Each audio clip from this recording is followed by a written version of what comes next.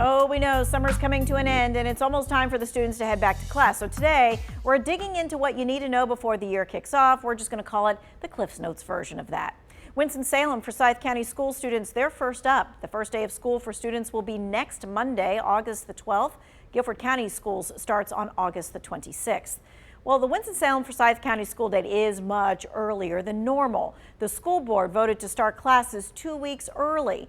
This calendar change does not comply with the state law, which requires districts to start no earlier than the Monday closest to August 26th.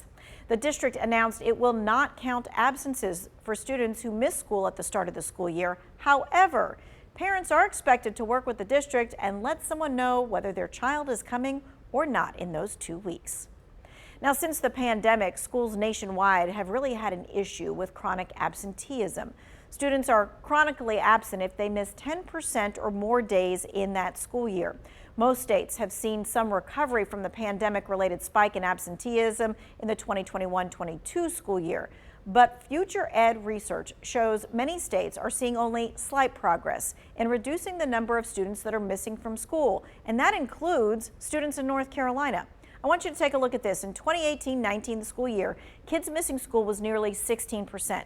It skyrockets to 31% in 21-22. The number came down slightly following the next school year, but it's still up significantly from before the pandemic.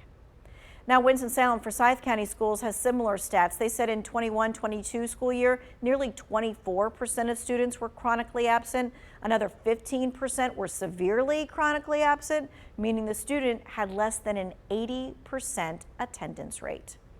Now, those numbers were slightly down in the past school year. Well, the superintendent, Tricia McManus, says it's something they're actually trying to combat with their Attendance Matters plan. It's a district-wide issue, but it's also classroom by classroom with our teachers, building relationships with students, getting kids into school. We need our kids here. We want them here. So you're going to see a lot. We're going to see a lot going into the second year around our Attendance Matters campaign. Guilford County Schools also appears to have the issue, of course, with the chronic absences. We saw some of the numbers. According to the North Carolina Department of Instruction, over 31% of students were chronically absent at Guilford County Schools in the 22-23 school year.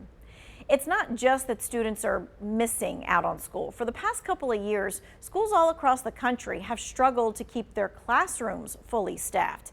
In a recent study, the Annenberg Institute at Brown University found there were an estimated 55,000 vacant full-time teaching positions in the U.S. Of those, over 3,600 were from North Carolina.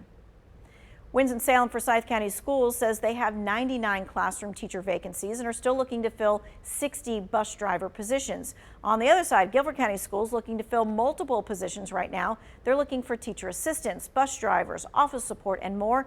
They have a hiring event next Tuesday. That's August the 13th from 9 until 12. This hiring event is at Hairston Middle School.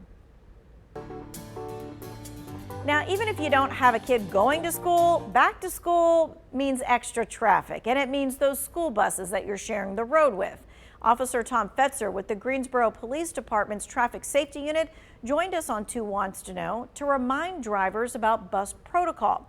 Here's this. In most instances, you have to stop for a bus that is also stopped. He talks about the exception.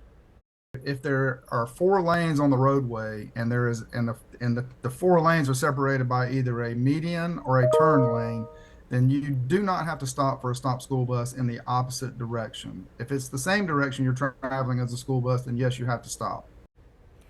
Extra patrols will be out for Operation School Watch beginning August 26. Passing a school bus will cost you nearly $700 plus 5 points on your license. Road safety, one concern. School violence and school shootings are another. In 2024, there have been 21 school shootings, according to Education Week. 7 people have been killed nationwide, 3 students, 4 employees. Another 28 have been injured in a shooting this year. One of those incidents happened in Winston-Salem. Back in May, this happened at Parkland High School. A student brought a gun to school. That gun went off in the backpack, and that shot injured another student and went through a school window. Schools and law enforcement agencies are teaming up to prepare for this next school year. In fact, tomorrow, the Graham Police Department is practicing active shooter training at Graham Middle School. They'll be there from 8 until 5 going through drills. Teachers nationwide are preparing for a more digital learning environment. This year will be the first school year with a new artificial intelligence style guide in the classroom. The North Carolina Department of Public Instruction introduced a handbook for teachers on how to incorporate AI into learning. The Tar Heel State is only the 4th state to do this. The guide recommends to always be transparent when you use AI. The state says the curriculum also includes getting students familiar with possible career paths for the fast-growing industry. However, on the other side, officials are warning that districts should only use AI if it is, in fact, helping students learn. All right, take a look at this. How much is a pack of markers? How much are they selling for these days? Well, this price says $2.54, but we also found it for probably like 97 cents at Walmart when it's on sale. That's right, 97 cents maybe is all you need to help a Triad student be successful this year. You can do this by donating to our Tools for School drive. We're collecting supplies in our bins at participating Walmarts. Those donations, they later go to the school that is located near that Walmart. We'll be collecting supplies through September the 9th. You can check our website for a list of locations and those needed supplies.